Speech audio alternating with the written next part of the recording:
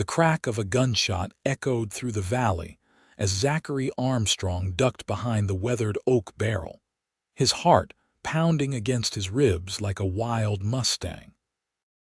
The year was 1876, and the Dakota Territory was no place for a man with enemies, especially not a man like him with secrets darker than the bottom of a mine shaft. Victoria Reynolds steadied her trembling hand on the doorframe of her father's saloon, watching the tall stranger with the midnight black duster who'd appeared in Cottonwood Springs 3 weeks ago. He was leaving again, just like all the others who passed through their dusty little town, only this one had managed to steal something from her that she hadn't given to anyone before. Leaving without saying goodbye, Mr. Armstrong. Victoria called out, her voice carrying across the empty street as dawn's first light painted the horizon in hues of amber and gold. Zachary froze, one boot already in the stirrup. His shoulders tensed beneath his duster as he turned slowly to face her. "Miss Reynolds." "Didn't figure anybody'd be up at this hour." "A woman who runs a saloon learns to rise before the sun," she replied, crossing her arms over her simple cotton dress. "And she learns to recognize when a man's running from something." The wind picked up, blowing strands of Victoria's chestnut hair across her face. At 22, she'd already seen enough of life's hardships to recognize trouble when it walked through her door, and Zachary Armstrong was trouble personified. "Best I move on," he said, his voice low and graveled. "Got business elsewhere." Victoria stepped closer, close enough to see the dried blood on his knuckles and the pallor beneath his sun-bronzed skin. "Not in that state. Sit back down, Mr. Armstrong. You're half dead on your feet." Zachary's steel blue eyes narrowed. "I've survived worse." "Maybe so," Victoria replied, not backing down. "But not today, you won't. There's 3 bullet holes in your saddlebag, blood seeping through your shirt, and you've got the look of a man who hasn't slept in days. Inside. Now." For a moment he looked like he might argue or worse, mount his horse and ride away regardless. Instead, his shoulders slumped almost imperceptibly, and he released the reins. "1 hour," he conceded. "Then I ride out." Victoria nodded, hiding her relief as she led him back toward the saloon. "1 hour, then.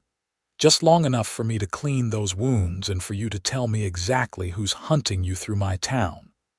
Little did either of them know that 1 hour would stretch into days, then weeks, changing both their lives forever in the untamed heart of the American frontier. The interior of the Reynolds saloon was quiet, tables still overturned from the previous night's brawl. Victoria moved with practiced efficiency, lighting oil lamps that cast long shadows across the wooden floor. Zachary limped behind her, his breathing shallow. "Sit," Victoria commanded, pointing to a chair near the small stove at the back of the room. She disappeared behind the bar, returning moments later with a bottle of whiskey, clean rags, and a basin of water. "I don't need nursing," Zachary protested, even as he sank gratefully into the chair. Victoria ignored him, setting her supplies on the table. "Take off your shirt." Zachary raised an eyebrow. "Rather forward for a lady, ain't it? I'm a saloon owner's daughter. I stopped being a lady in this town's eyes long ago." She gestured impatiently. "The shirt, Mr. Armstrong. Before you bleed all over my floors." With a grimace, Zachary shrugged out of his duster and unbuttoned his once white shirt. Victoria sucked in a breath at the sight of the angry wound across his ribs, a deep furrow carved by a bullet that had come too close. "This happened yesterday," she said, not a question but an accusation as she dampened a cloth. "2 days ago," Zachary corrected, flinching as she cleaned the wound. "It's nothing. Nothing that could kill you if it festers." She worked silently for a few minutes, washing away dried blood and dirt. Zachary watched her face, composed in concentration, noticing for the first time the light dusting of freckles across her nose, the small scar at the corner of her mouth. "Why are you helping me?" he asked suddenly. Victoria paused, hands hovering over his skin. "I help anyone who needs it. That's what my father taught me." "Where is your father?" A shadow crossed her face. 6 feet under behind the church. 2 years now. She resumed her work, applying pressure to stop fresh bleeding. "Took over the saloon after. Men didn't think I could do it. Still don't." Zachary nodded slowly. "Yet here you stand." "Yet here I stand," she agreed, meeting his eyes briefly before reaching for the whiskey. "This will hurt." She didn't warn him further before pouring the alcohol over his wound. Zachary's entire body tensed, a strangled sound escaping through clenched teeth. "Damnation, woman," he growled. Victoria's lips twitched. "Better than gangrene, Mr. Armstrong." She set the bottle down and began binding his ribs with clean strips of linen. "Now, while I work, you can tell me who's after you." Zachary's expression closed like a bank vault. "Nobody important. 3 bullet holes in your saddlebag suggest otherwise. Disagreement over cards." Victoria snorted. "I've seen men shot over cards. This is different." Her fingers brushed against an old scar on his shoulder, shaped like a brand. She didn't comment, but her eyes lingered on it. Zachary caught her looking. "War wound," he said shortly.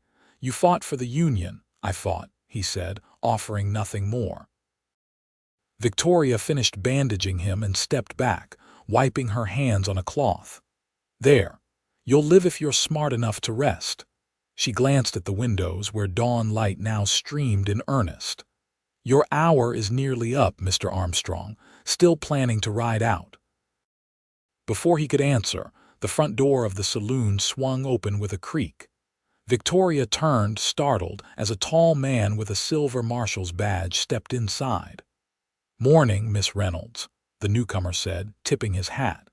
His eyes slid to Zachary, narrowing slightly. "Didn't know you had company so early."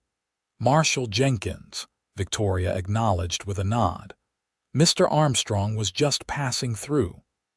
Zachary had gone still, his hand inching toward the gun belt draped over the neighboring chair. Victoria noticed and subtly shifted to block the marshal's view. "Coffee, Marshal. Just brewed a fresh pot." Jenkins hesitated, still studying Zachary with suspicious eyes. "Don't mind if I do." He settled his bulky frame at a table, keeping his back to the wall. "Been a busy night. Got a telegram from Deadwood about a man wanted for questioning. Bank robbery gone bad, 2 men killed." Victoria's hands trembled slightly as she poured the coffee. "How terrible," she said, placing the cup before Jenkins. "Anyone we know?" "Probably not," Jenkins said, blowing on the steaming liquid. "Fellow named Armstrong. Zachary Armstrong." Victoria's eyes flickered briefly to Zachary, whose face remained impassive even as his body tensed like a coiled spring. "Never heard of him," she said smoothly. "Sugar, Marshal," Jenkins nodded, still watching Zachary. "What brings you to Cottonwood Springs, mister?" "Don't believe I caught your name." "Didn't throw it," Zachary replied evenly. "Name's Zeke Adams, just passing through on my way to Montana." The marshal seemed to accept this, sipping his coffee. "Cattle business, horse trading," Zachary answered without hesitation. "Got contacts in Helena." Victoria moved to stand behind the bar, her posture casual but her mind racing. If the marshal recognized Zachary, there would be bloodshed in her saloon before breakfast. "Well, Mr. Adams," she said deliberately, "as I was saying, that wound needs tending for at least a day or 2. We've got rooms upstairs if you're interested in postponing your journey." Zachary caught her meaning instantly. "Might be wise," he agreed, "if the lady doesn't mind the imposition." Marshal Jenkins drained his cup and stood. "Well, I'd best continue my rounds. Got a prisoner to transport to Cheyenne tomorrow." He placed a coin on the table and nodded to Victoria. "Much obliged for the coffee, Miss Reynolds." "Anytime, Marshal." The lawman paused at the door, looking back at Zachary. "Watch yourself on the trails north, Adams."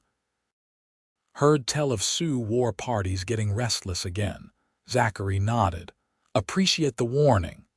When the door closed behind Jenkins, Victoria released a breath she hadn't realized she was holding.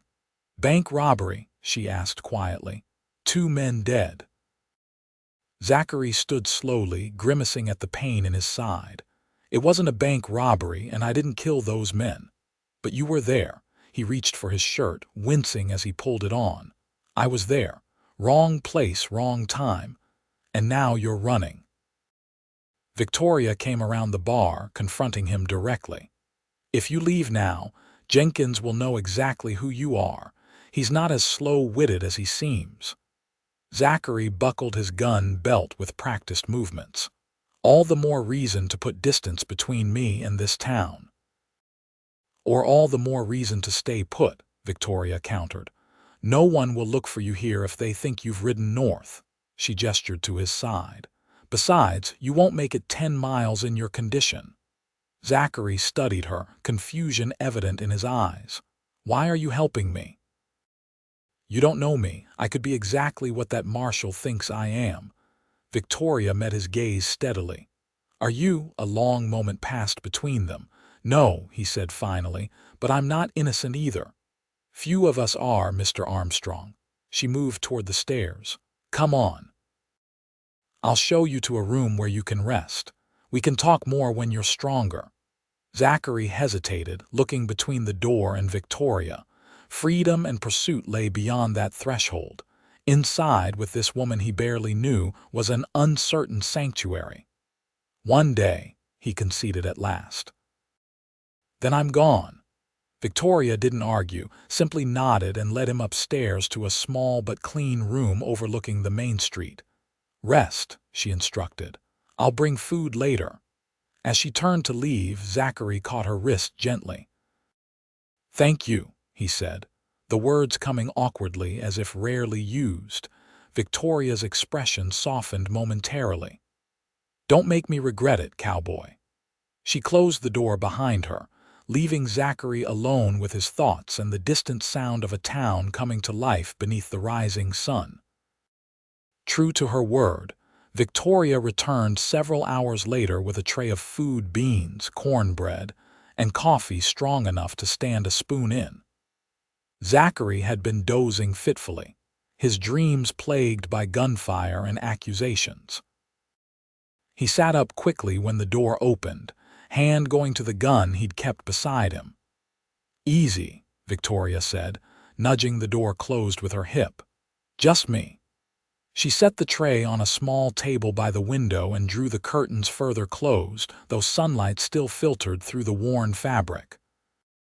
"Thank you," Zachary said, swinging his legs over the side of the bed. He'd removed his boots but otherwise remained fully clothed. "Has the marshal been back?" "No, but word spreading about the bank robbery in Deadwood." Victoria leaned against the wall, arms crossed. "People are talking about a dangerous desperado on the loose." Zachary reached for the coffee, his expression grim. "Perfect. Want to tell me what really happened?" He drank deeply before answering. "I was in Deadwood looking for someone, an old friend from the war who owed me." He set the cup down. "Found him working as a bank guard. We argued outside the bank. Next thing I know, shots were fired inside. 2 dead, money gone, and my friend vanished. And you ran. What would you have done?" "I was an outsider with a gun drawn outside a bank that had just been robbed." Zachary shook his head. "Marshall arrived, took one look at me and started shooting, didn't even ask questions." Victoria studied him thoughtfully. "Your friend set you up, seems that way." Zachary tore a piece of cornbread, eating mechanically. "Now I've got a price on my head for something I didn't do and no way to prove my innocence." "What was his name, this friend?" "Thomas Blackburn, served with him in the 7th Cavalry." Zachary's expression darkened. "Saved his life at Spotsylvania. Thought that meant something." Victoria moved to sit in the room's single chair. And you've been tracking him since Deadwood, lost his trail about 50 miles east of here. Figured he might pass through, but Zachary gestured vaguely. Got ambushed by bounty hunters instead. Been running for days. So that's who shot you. Zachary nodded. 3 of them. I managed to lose 2 in the hills. The third got too close.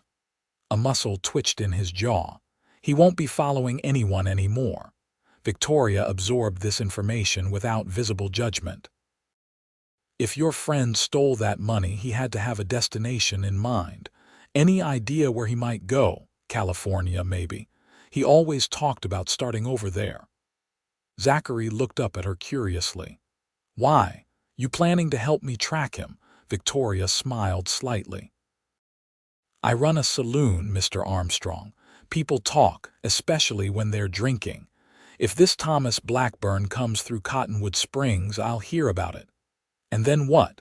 You'll turn him in for the reward. There was no accusation in Zachary's tone, merely pragmatism. I haven't decided yet, Victoria answered honestly. Depends on whether you convince me you're worth helping. Zachary set aside the half-eaten meal. I'm not looking for a partner in this, Miss Reynolds.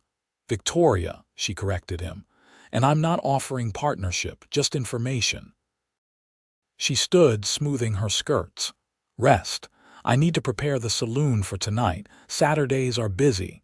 She was nearly to the door when Zachary spoke again. Why did you stop me from leaving this morning? The truth. Victoria paused, her hand on the latch. Without turning, she said, because I recognized something in your eyes that I see in my mirror every day, the look of someone who's been judged unfairly. She glanced back over her shoulder. Get some sleep, Zachary. You're safe here for now. The door closed softly behind her, leaving Zachary to wonder what demons haunted the saloon keeper's daughter, and why she'd risk harboring a wanted man. Downstairs, Victoria went about her preparations with mechanical precision, her mind elsewhere. Taking in a stranger, a fugitive, no less went against every instinct of self-preservation she'd cultivated since her father's death. Yet something about Zachary Armstrong's story rang true, and Victoria had learned to trust her instincts. Her bartender, Oliver, arrived at 4 o'clock, eyebrows rising at the sight of the overturned tables. Rough night.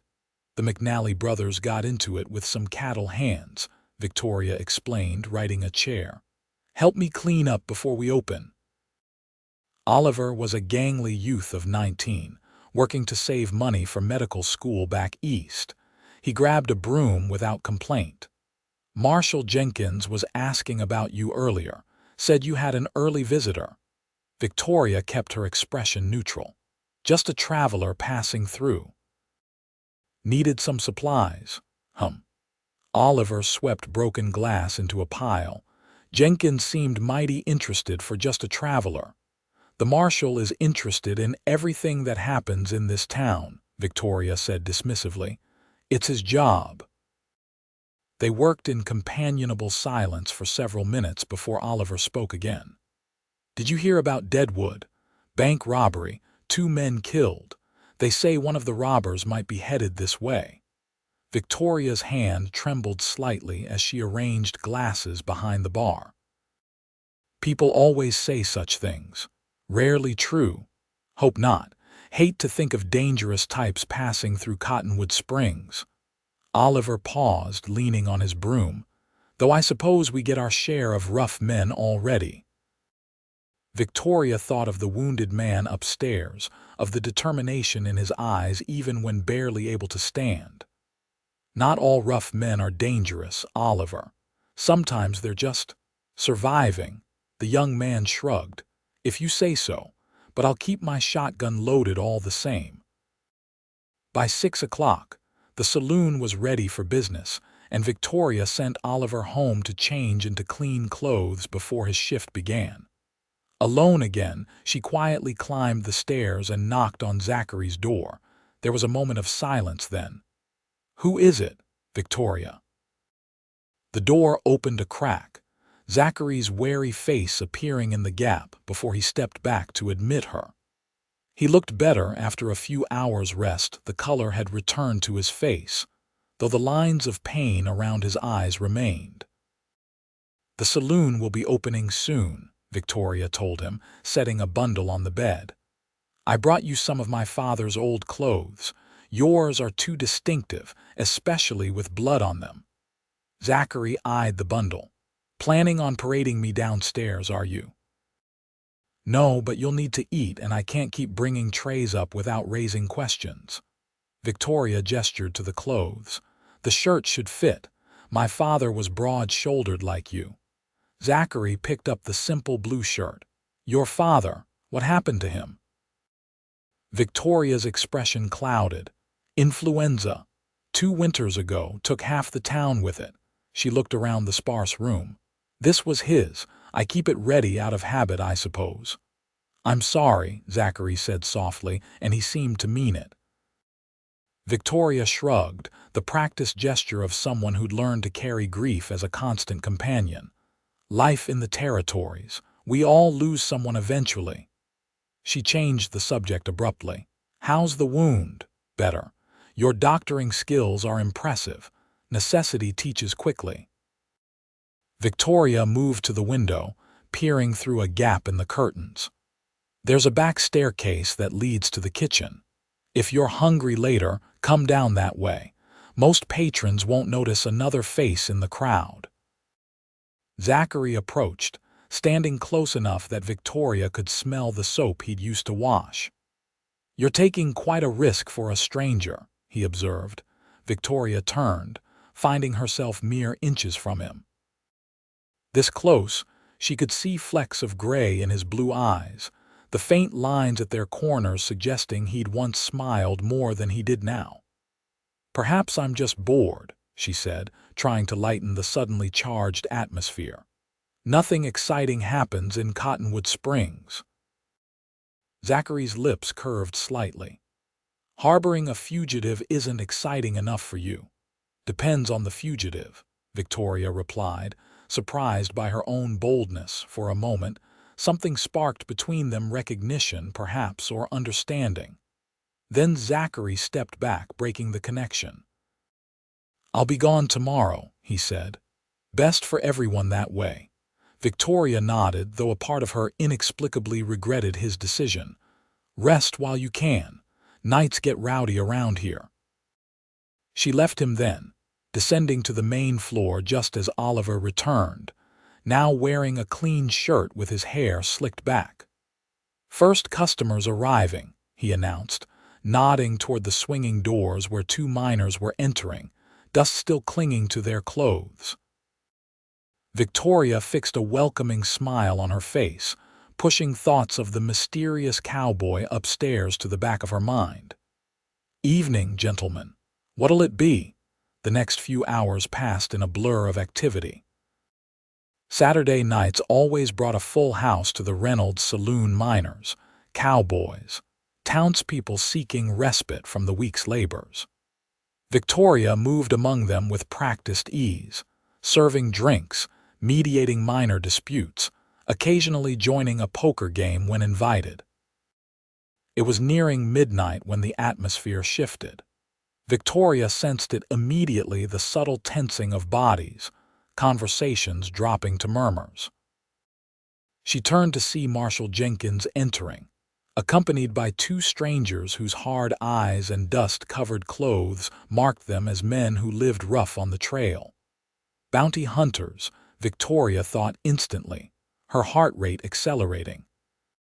She glanced toward the stairs, relieved to see no sign of Zachary. "Evening, Marshal," she called out, keeping her voice steady. "What brings you back so late?" Jenkins approached the bar, the strangers flanking him. "Official business, Miss Reynolds." "These gentlemen are deputies from Deadwood, tracking that bank robber I mentioned." Victoria poured 3 whiskeys without being asked. "Any luck?" "Trail led here," said the taller of the 2 strangers, a raw-boned man with a jagged scar splitting his left eyebrow. He downed his whiskey in a single swallow. Looking for a man called Armstrong. Dark hair, blue eyes, about 6 foot. Wounded, most likely. Sounds like half the men in the territory, Victoria remarked, refilling his glass. Why Cottonwood Springs? Tracked him this far, said the second man, shorter but with the coiled menace of a rattlesnake. Lost the trail about 5 miles east, but a town's the logical destination for a wounded man. Victoria shrugged. Haven't seen anyone matching that description. She glanced at Jenkins. Have you, Marshal? Jenkins frowned. There was that fellow this morning, the horse trader, Mr. Adams, Victoria said innocently. Heading to Montana, wasn't he? Hardly seems the bank robbing type. The scarred man leaned forward, elbows on the bar. Mind if we check your rooms, madam? Standard procedure. Victoria's smile didn't reach her eyes. I mind very much. My patrons value their privacy. You want to search my establishment, you'll need more than suspicion. Jenkins shifted uncomfortably. Now, Victoria, it's Miss Reynolds when you're asking to invade my business, Marshal, she interrupted coolly. This is still America, last I checked. You need a reason to search private property. The shorter deputy studied her intently. You seem mighty protective of your guests, Miss Reynolds. I'm protective of my business and my reputation, Victoria countered. People won't patronize a saloon where lawmen barge into rooms unannounced. A tense silence fell between them. Victoria was acutely aware of Oliver watching nervously from further down the bar, of the saloon patrons pretending not to listen. Finally, Jenkins sighed. She's right, technically. We don't have cause for a search. He turned to the deputies. Let's check the livery stable instead. Man's got to keep his horse somewhere. The scarred deputy drained his second whiskey, his eyes never leaving Victoria's face. We'll be back, he promised softly. Bank robbery's a hanging offense. Anybody helping him is an accessory. Good thing I've nothing to hide then, Victoria replied evenly. Safe travels, gentlemen. She watched them leave, maintaining her composed demeanor until the doors swung shut behind them. Only then did she release the breath she'd been holding, her hand trembling slightly as she wiped down the bar. Everything all right, Miss Victoria? Oliver asked, approaching cautiously. Fine, she assured him, though her mind was racing. Just the usual law enforcement bluster. She needed to warn Zachary, but couldn't risk drawing attention by heading upstairs now. Instead, she continued her duties, smiling and serving drinks while keeping one eye on the door, half expecting the deputies to return with reinforcements. An hour crawled by. The crowd thinned gradually as midnight passed, and the wearier patrons sought their beds. Victoria was calculating the night's earnings when a new arrival caught her attention, a well-dressed man with silver at his temples and an air of quiet authority. He wasn't a local, but something about him seemed vaguely familiar. He approached the bar directly, removing his hat. Whiskey, please. Your best. Victoria poured the drink, studying him surreptitiously. His clothes were expensive, his manner refined, a rarity in Cottonwood Springs. Passing through, she inquired, looking for someone actually. He sipped the whiskey appreciatively. An old friend, Thomas Blackburn, heard he might have come this way. Victoria's hand stilled on the bottle. Can't say I recognize the name. What's your interest in finding him? The man smiled thinly. Business matters. Unfinished business. He set a coin on the bar. And if I were looking for Zachary Armstrong instead, Victoria's expression remained neutral with effort. That name's been mentioned tonight. Bank robbery in Deadwood, I believe. Indeed. The man leaned closer. Between us, Miss Reynolds, Armstrong didn't rob that bank, but he knows who did, and you know this because I was there. The man extended his hand. Judge Samuel Parker, Federal Circuit Court for the Dakota Territory. Victoria hesitated before shaking his hand. "What's your interest in Armstrong, Judge?" "Justice," Parker replied simply. "I've been tracking both men since Deadwood. Blackburn is the guilty party. Armstrong was in the wrong place at the wrong time." "If that's true, why haven't you cleared his name?" Parker grimaced. "Politics. Blackburn's uncle is the territorial governor, powerful connections. It was easier to let Armstrong take the blame while I gathered evidence." He finished his whiskey. "But I need to find him before those bounty hunters do." Victoria studied the judge, trying to determine if he could be trusted. "And if you found Armstrong, I'd offer him a deal. Help me catch Blackburn, testify against him, and all charges dropped." Parker set his empty glass down. "But I need to find him first." Before Victoria could respond, a commotion at the door drew their attention. The two deputies had returned, this time with 4 more men, all armed, all wearing the hard expressions of men accustomed to violence. "Search the rooms," ordered the scarred deputy. "Every last one." Victoria moved quickly from behind the bar, blocking their path to the stairs. "You have no right." "Step aside, Miss Reynolds," Jenkins interrupted, pushing through the group. He looked uncomfortable but determined. "One of these men recognized your horse trader from this morning. Claims he's Armstrong, right enough." Victoria stood her ground. "This is still my establishment, Marshal. You need a warrant." "I'm afraid they have one," Judge Parker said, joining her. He displayed a folded document. "Signed by me this afternoon when evidence came to light. I'd hoped to avoid this, but—" He gave Victoria a significant look. "The law must be followed." Victoria felt the blood drain from her face. Had she misjudged the judge so completely? "Search the rooms," Jenkins ordered. 3 of the men immediately headed for the stairs, while the others began checking the main floor. Judge Parker moved closer to Victoria, speaking urgently under his breath. "Where is he? I can help him if you tell me now." Victoria hesitated, torn between protecting Zachary and the possibility that Parker was genuine. Before she could decide, a crash sounded from the kitchen, followed by shouts and the unmistakable sound of a gunshot. Victoria pushed past Parker, running toward the commotion. She burst into the kitchen to find Zachary struggling with the scarred deputy, both men grappling for control of a revolver. Blood streamed from a fresh wound on Zachary's temple, and his bandaged side had begun seeping red again. "Stop!" Victoria shouted, just as the gun discharged a second time. The deputy staggered backward, a look of surprise crossing his face as a crimson stain spread across his shirt. He collapsed against the wall, sliding slowly to the floor. Zachary stood panting, the smoking gun in his hand. His wild eyes found Victoria's, filled with regret and resignation.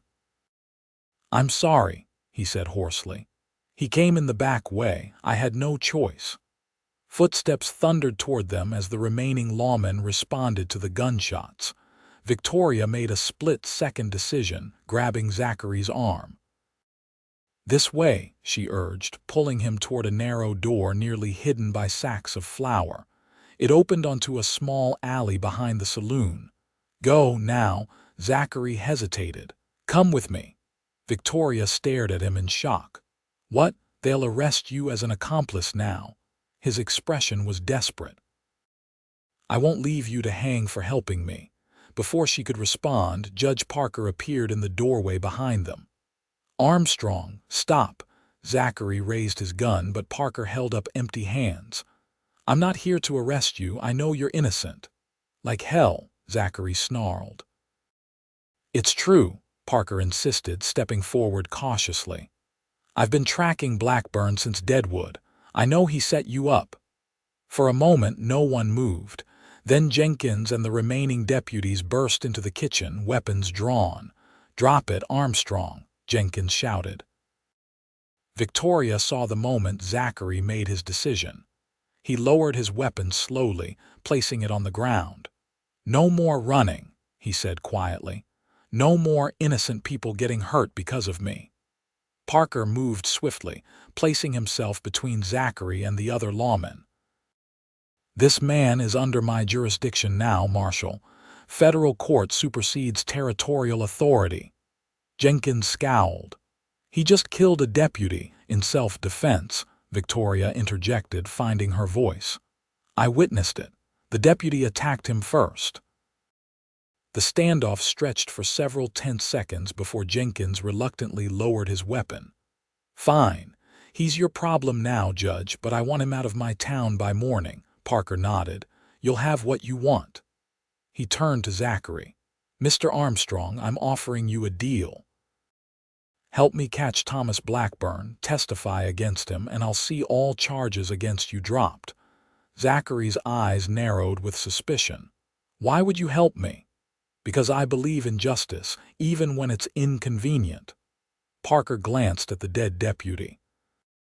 And because Blackburn has powerful friends who would rather see you hang than him face trial. Victoria touched Zachary's arm gently. Listen to him. This might be your only chance.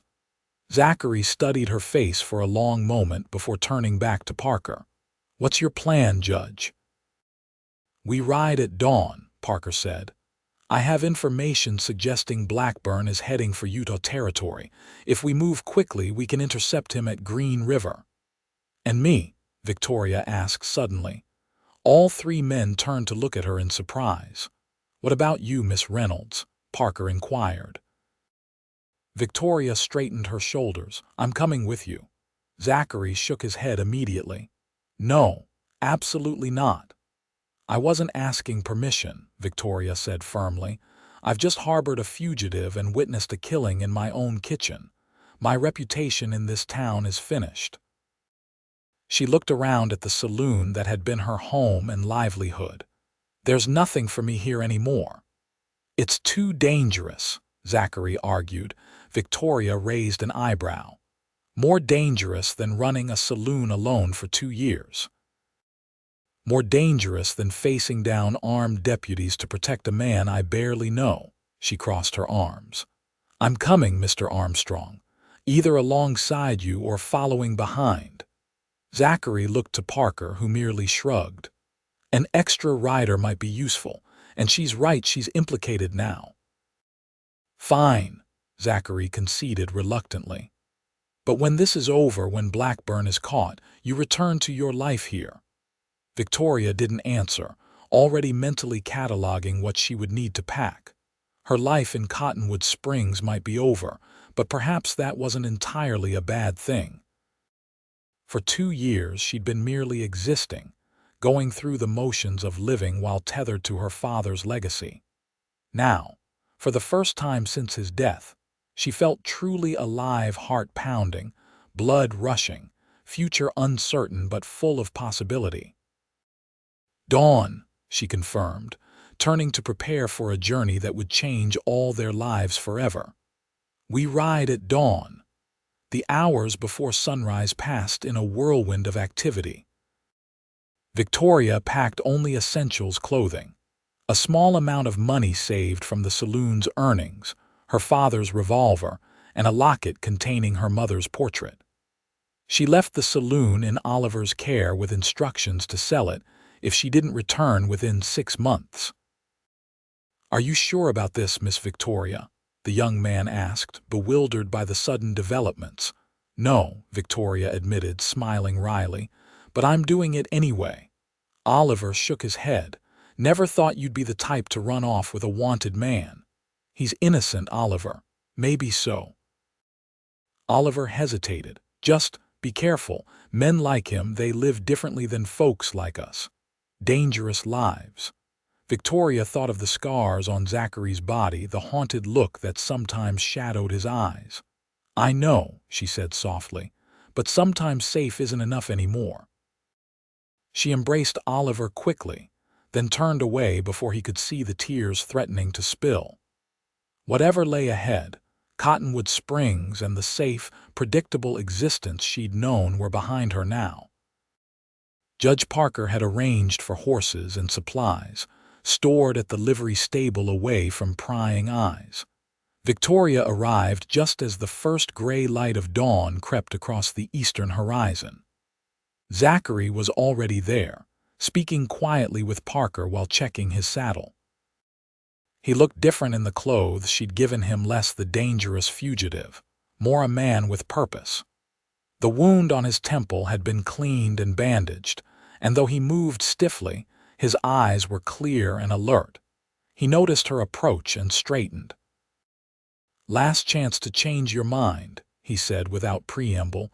Victoria secured her saddlebags to the chestnut mare Parker had procured for her. "Not going to happen. It won't be easy," he warned. "Hard riding, rough country, rougher company." "I grew up in a mining town and ran a saloon," Victoria reminded him, swinging into the saddle with practiced ease. "I'm not made of porcelain, Mr. Armstrong." A ghost of a smile crossed his face. "No, madam, you certainly are not." Parker mounted his own horse, a sturdy black gelding. "We need to move. Word travels fast, and I'd prefer to be well away before those other deputies wake up with vengeance on their minds." They rode out as the sun crested the hills, taking the western trail out of Cottonwood Springs. Victoria couldn't help looking back once at the town that had been her home for all 22 years of her life.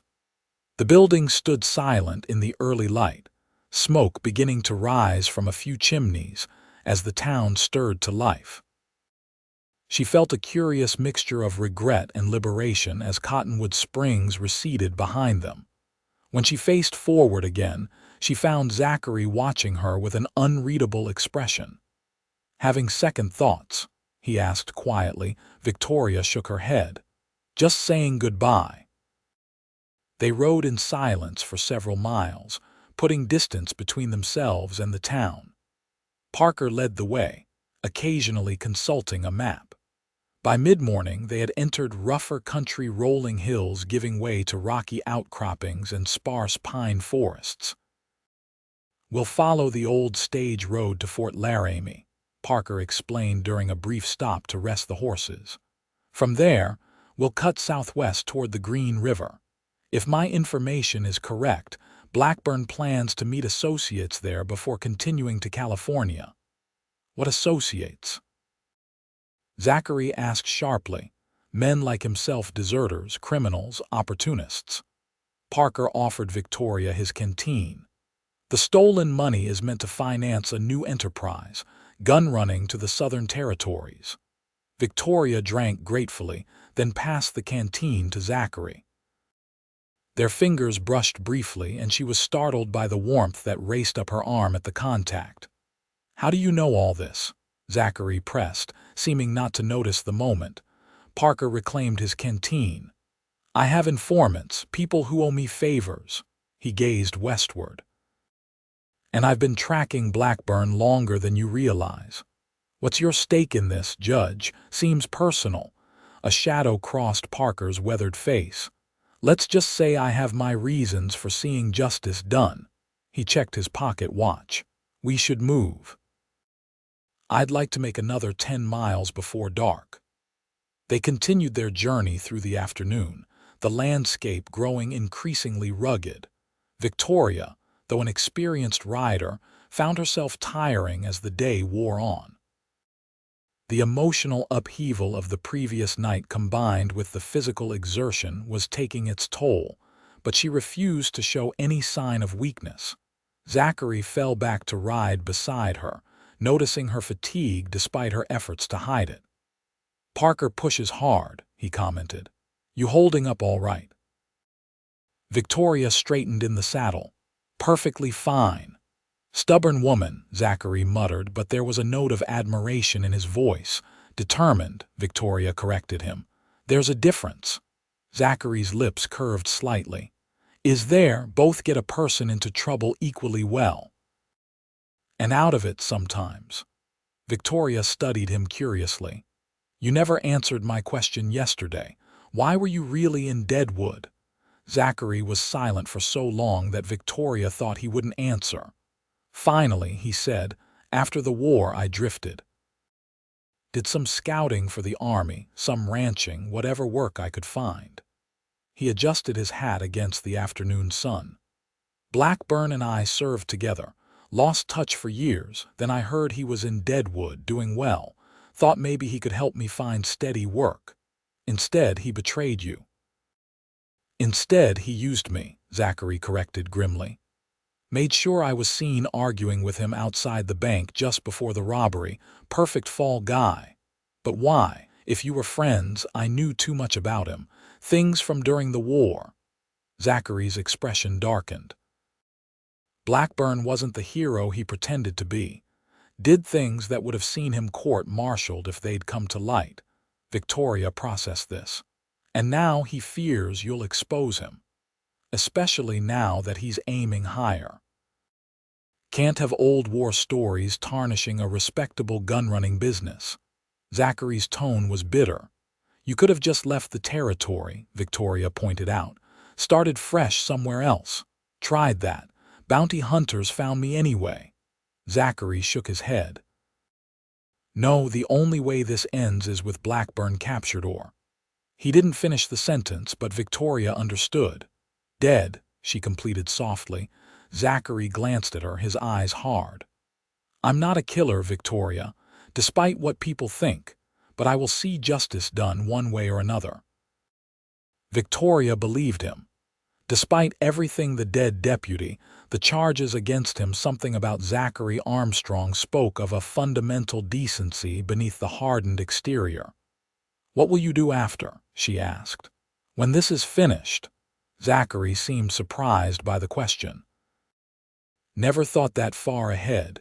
Surviving tomorrow has been challenge enough. Perhaps it's time you did, Victoria suggested. Think beyond tomorrow. Before he could respond, Parker called back to them. River ahead. We'll make camp on the far side. As they forded the shallow river, Victoria found herself contemplating her own future. For 2 years, her only thought had been keeping her father's saloon running, proving to the town that she could succeed where they expected her to fail. Now, unexpectedly, she faced a blank canvas of possibility, terrifying and exhilarating in equal measure. They made camp in a sheltered hollow beyond the river, where a stand of cottonwoods provided both firewood and concealment. Parker proved surprisingly adept at wilderness survival for a judge, quickly building a fire while Zachary tended the horses. Victoria unpacked provisions, jerky, hardtack, and coffee. As she worked, she noticed Zachary wincing as he removed the saddles, his injured side clearly paining him. Let me check your bandage, she insisted once the camp was established. Zachary started to protest, then relented at her determined expression. If it'll stop you fussing, he grumbled. By the firelight, Victoria carefully removed the blood-stained bandage.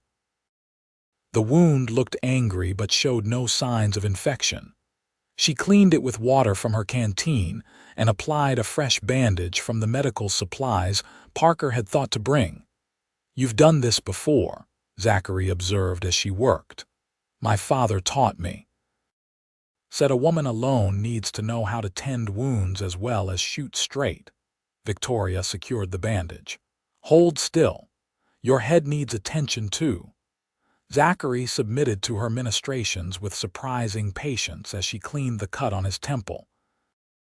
They were both acutely aware of Parker watching them from across the fire, his expression unreadable. Thank you, Zachary said quietly when she finished. For this, for everything. Victoria met his eyes, firelight reflecting in their blue depths. You're welcome.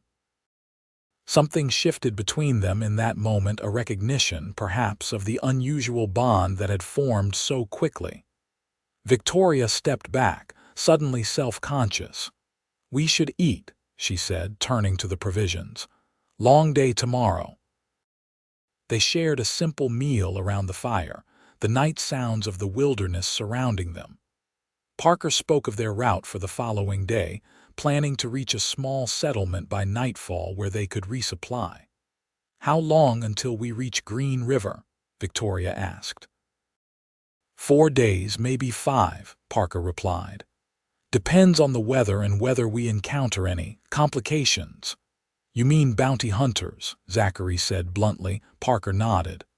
Word will have spread about what happened in Cottonwood Springs. There's still a price on your head, official or not. Victoria felt a chill that had nothing to do with the evening air. Will they follow us? Some might, Parker acknowledged. Money is a powerful motivator. He added more wood to the fire. I'll take first watch. You two should rest. Victoria spread her bedroll on the far side of the fire, suddenly aware of how far beyond her familiar world she had ventured. The vastness of the star-filled sky above, the wild country surrounding them, the uncertain days ahead, it was overwhelming if she allowed herself to think about it. She was still awake when Zachary rose to relieve Parker on watch 2 hours later. She watched through half-closed eyes as the two men spoke quietly, Zachary nodding at whatever instructions Parker was giving. When Parker retired to his bedroll, Zachary took up position on a fallen log at the edge of their camp, his profile silhouetted against the night sky. Victoria found herself studying him, the straight line of his back, the vigilant set of his shoulders, the way his hand rested near his gun even in repose. He was a man accustomed to danger, to watching and waiting. Yet there was something else there too, a weariness, as if he had carried his burdens alone for too long. Victoria closed her eyes, sleep finally claiming her as she wondered what it would take for Zachary Armstrong to set down those burdens and find peace. She dreamed of wide open plains and endless skies, of riding free without looking back. And beside her, always just beside her, rode a man whose face she couldn't quite see, but whose presence felt like coming home. Dawn broke misty and cool, the air heavy with the promise of rain. They ate a quick breakfast of jerky and cold biscuits before breaking camp, eager to make good time before the weather turned. Storm coming, Parker observed, studying the western sky as they mounted up. We'll push hard this morning, try to reach Elk Creek by midday. There's an old way station there where we can shelter if needed. The day's ride proved challenging as the terrain grew more difficult and the sky darkened ominously. By mid-morning, a fine drizzle had begun, gradually intensifying until they were riding through a steady downpour that turned the trail to mud and reduced visibility to mere yards. This is no good, Parker called over the drumming rain. We need to find shelter until it passes. Zachary pointed toward a densely wooded hillside to their right. Might be some cover in those trees. They veered off the trail, picking their way carefully up the slick slope. The trees provided some relief from the rain, but all three riders were already soaked through and shivering. There, Victoria said suddenly, gesturing toward a dark opening in the hillside. Is that a cave? Parker squinted through the rain. Looks like it. Good eye, Miss Reynolds. They dismounted and led the horses toward the opening, which proved to be a shallow cave formed by an overhanging rock shelf. It wasn't deep, but it was dry and large enough to accommodate them and their mounts. Not the Willard Hotel, but it'll do, Parker remarked, stripping off his wet coat. Let's get a fire going before we all catch our death. Zachary ventured back out into the rain to gather what dry wood he could find beneath the densest trees while Victoria and Parker arranged their gear in the cave. When he returned, his injured side was clearly paining him again, but he made no complaint as he set about building a small fire near the cave entrance. Might be stuck here a while, he commented as the first flames caught. That rain's not letting up anytime soon. Victoria wrung water from her hair, shivering despite her efforts to hide it.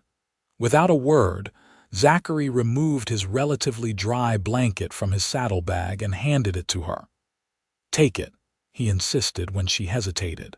No sense in both of us being miserable. Victoria accepted the blanket gratefully, wrapping it around her shoulders. "Thank you." Parker watched this exchange with interest. "You two make quite a pair," he observed, warming his hands by the growing fire.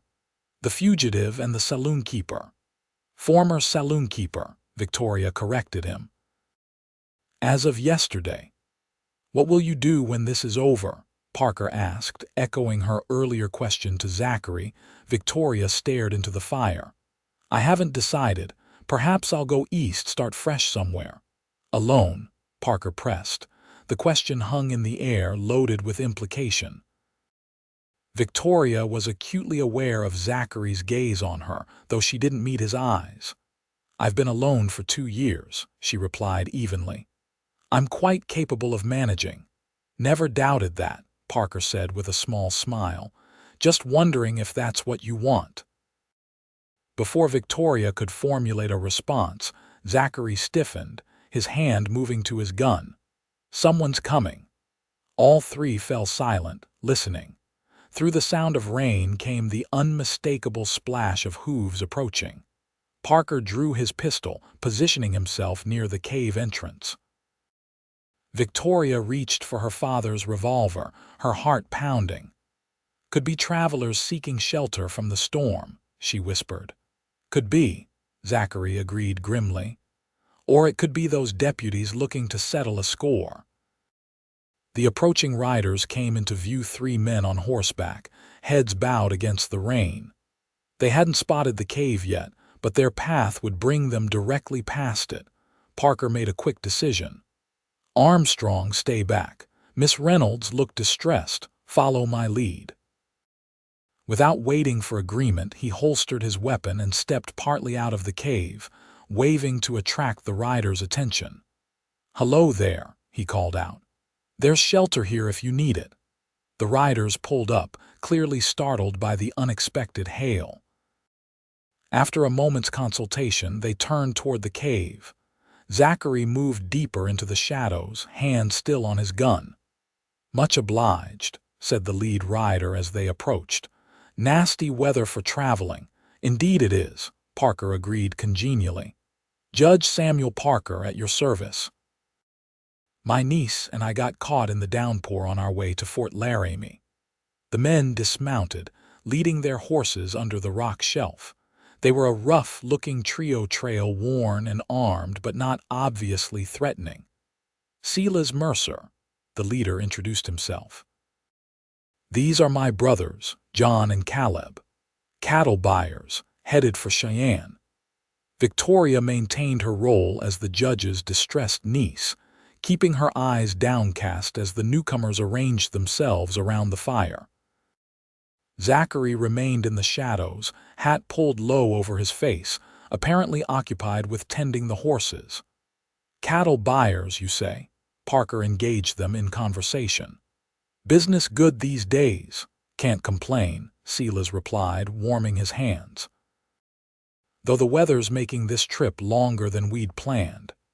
His eyes drifted to Victoria. "Your niece all right? Looks a mite pale." "Just tired," Victoria said softly, adopting a more genteel accent than her usual frontier speech. "The journey has been arduous." "I'll bet," said the youngest brother Caleb with a smile that didn't reach his eyes. "Especially traveling with a wanted man." The atmosphere in the cave shifted instantly. Parker's hand moved toward his coat where his pistol was holstered.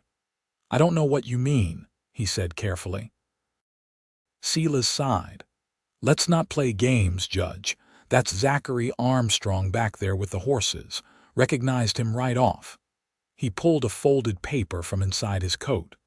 "His face is on every telegraph pole from here to Deadwood. $500, dead or alive." Victoria's blood ran cold. "You're bounty hunters. Entrepreneurs," John corrected with a yellow-toothed grin. "And you two are harboring a fugitive." Zachary stepped forward, gun drawn. "And you three are making a mistake." For a moment, no one moved. Rain drummed on the rocks outside, and the fire crackled, sending shadows dancing across tense faces. "There doesn't need to be trouble," Parker said into the silence. "Mr. Armstrong is in my custody, being transported to stand trial." Silas scoffed. "With no restraints. No official documentation. Try again, Judge." "The truth, then," Parker said, his tone hardening. "Armstrong is innocent. He was framed by the real perpetrator whom we're tracking. I can prove it." "Even if that's true," Silas replied, "that paper says $500, dead or alive. Law says we can take him in." Victoria saw the calculation in the bounty hunter's eyes, 3 against 3, but they had surprise and position on their side. If shooting started in the confined space of the cave, blood would flow. What if there was another option? She said suddenly, drawing all eyes to her. "One that benefits everyone." Silas raised an eyebrow. "We're listening, madam." Victoria straightened, dropping the pretense of the frightened niece. "The real bank robber stole over $10,000. The man who helps capture him stands to receive a much larger reward than 500. John licked his lips. "How much larger?" 2,000, Parker interjected, catching Victoria's strategy. "Plus the bounty on Thomas Blackburn, which is another 1,000 for previous crimes." The brothers exchanged glances, clearly tempted by the figures. "And why would we believe you?" Silas asked. Parker reached slowly into his coat, producing an official-looking document. "Federal arrest warrant for Thomas Blackburn, signed by the territorial governor himself." He handed it to Silas. "Read it if you like. The reward amount is specified." Silas studied the document, then passed it to his brothers. After a tense consultation, he turned back to Parker. "Say we're interested. What would this arrangement look like? You ride with us," Parker proposed. "Help us capture Blackburn at Green River. Once he's in custody and Armstrong's name is cleared, you collect the reward." "And if we refuse?" John asked. Zachary's gun hadn't wavered. "Then we have a problem none of us wants." Another long moment passed as the brothers considered. Finally, Silas nodded. 3,000 is better than 500, but we'll be watching you, Armstrong. Any sign you're running deals off." "Understood," Zachary said tersely, lowering his weapon slightly but not holstering it. The tense standoff gradually eased as details were negotiated, and the two groups settled into an uneasy coexistence within the confined space. The storm continued unabated outside, forcing them all to make the best of their situation. Victoria found herself positioned between Zachary and the bounty hunters, a physical embodiment of the precarious peace they'd established. As evening approached with no sign of the weather improving, Parker distributed provisions for a cold supper, the cave being too small for a cooking fire. "How'd you end up mixed in this, miss?" Caleb asked Victoria as they ate. He was the youngest of the brothers, perhaps only a few years older than Victoria herself. Victoria considered her answer carefully. "I believe in justice. Mr. Armstrong deserves his." "Pretty words," John commented around a mouthful of jerky. "But a woman doesn't usually leave the comforts of town for justice, especially not for a man she barely knows." Victoria met his gaze evenly. "Perhaps you don't know much about women, Mr. Mercer." Silas laughed unexpectedly. "She's got you there, John." He studied Victoria with new interest. "You're not what you appear, are you, miss?" "Reynolds," Victoria supplied. "And few people are exactly what they appear, Mr. Mercer, including bounty hunters who might be persuaded to pursue justice over easy money." Silas acknowledged this with a slight nod. "Fair point." He turned his attention to Zachary. "So, Armstrong, tell us about this Blackburn. What makes you so sure he's at Green River?" As Zachary explained their intelligence and Parker added details about Blackburn's suspected gun-running operation, Victoria observed the subtle shift in the cave's atmosphere. The bounty hunters were becoming invested in the larger story. their focus changing from simply collecting on Armstrong to the prospect of capturing a bigger prize. By the time night fell in earnest, a tentative alliance had formed. The 7 of them would continue to Green River together once the storm passed, combining their skills to apprehend Blackburn and his associates. Sleeping arrangements in the small cave were necessarily close.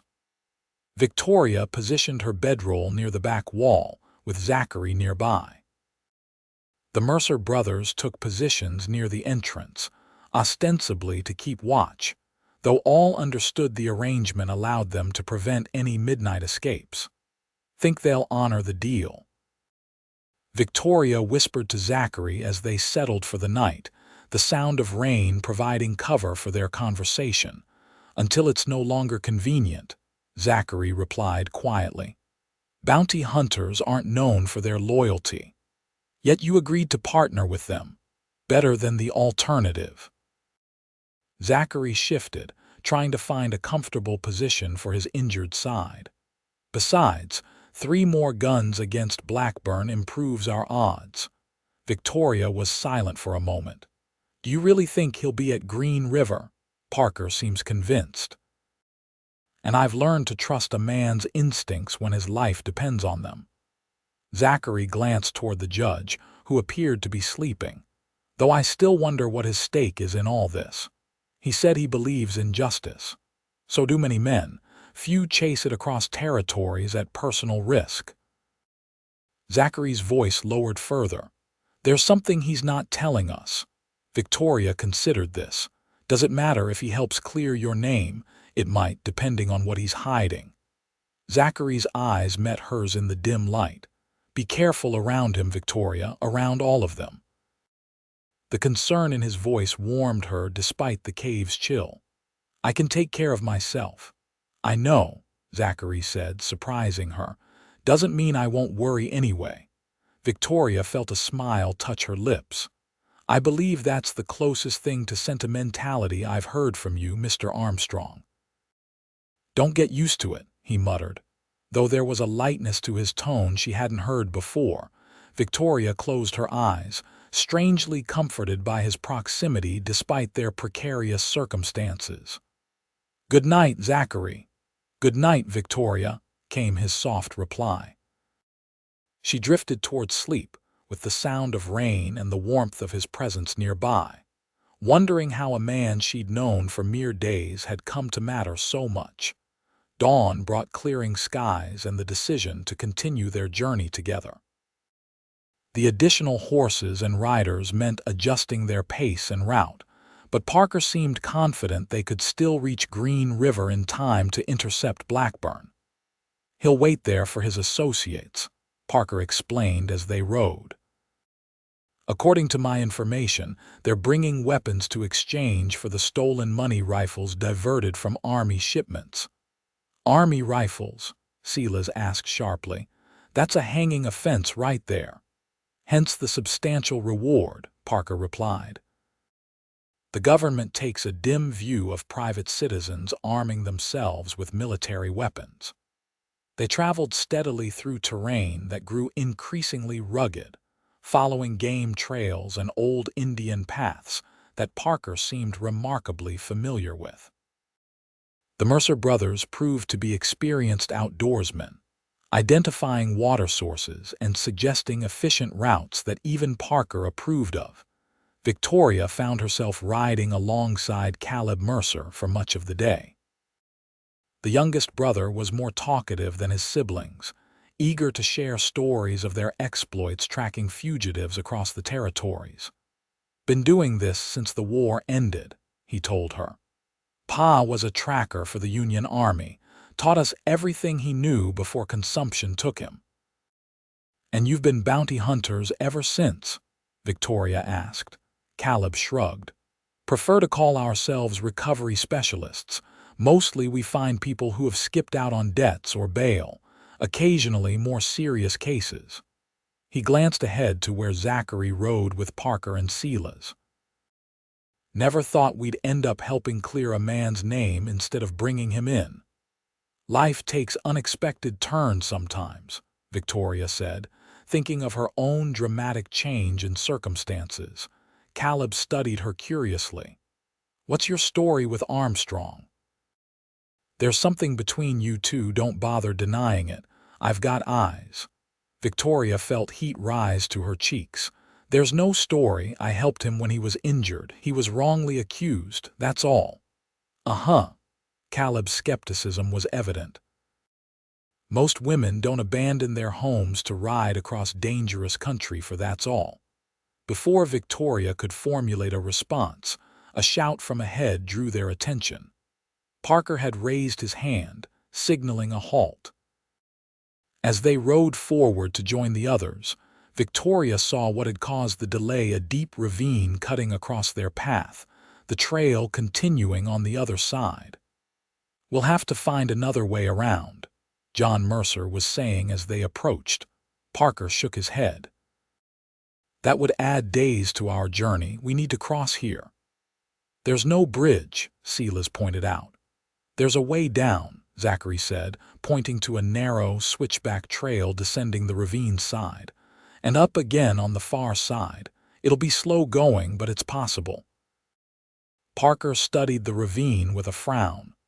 "It's risky with the ground still wet from yesterday's rain." "We don't have much choice if we want to reach Green River in time," Zachary insisted. After some debate, they decided to attempt the crossing. Zachary went first, leading his horse carefully down the slippery trail. The others followed at intervals, giving each rider enough space to navigate the treacherous path. Victoria's heart raced as she began her descent. The ravine was deeper than it had appeared from above, and the trail narrower. Her mare picked its way cautiously, hooves occasionally sending small cascades of stones tumbling into the depths below. Halfway down, disaster struck.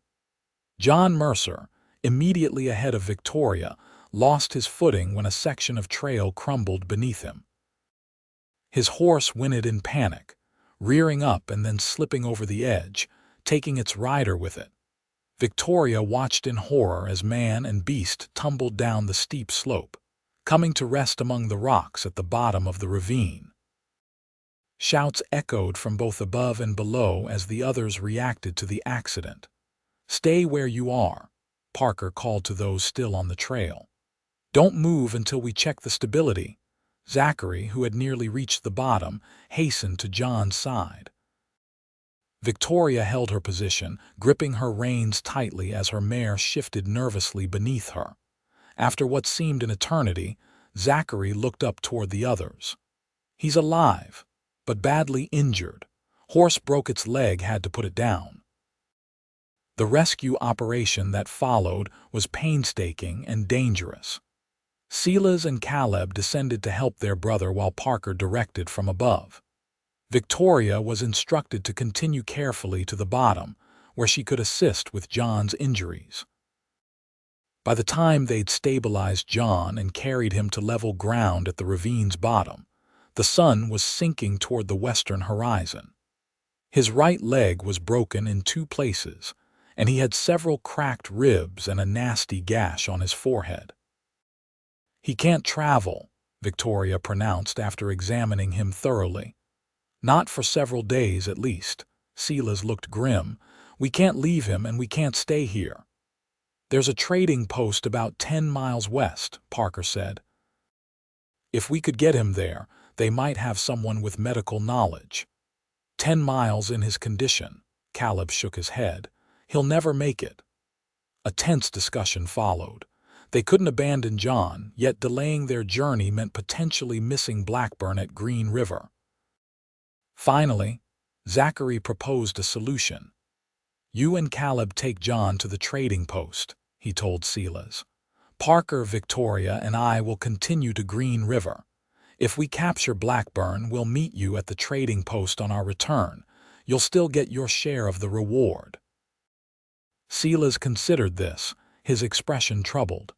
"And if you don't come back? If this is just a ploy to escape?"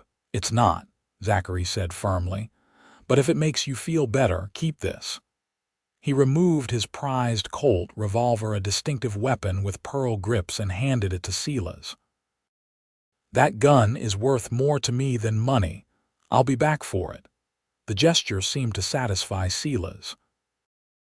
After constructing a travois to transport John, the brothers prepared to depart for the trading post, while Parker, Zachary, and Victoria made ready to continue their journey after climbing the far side of the ravine. As they parted ways, Silas pulled Zachary aside. "I misjudged you, Armstrong.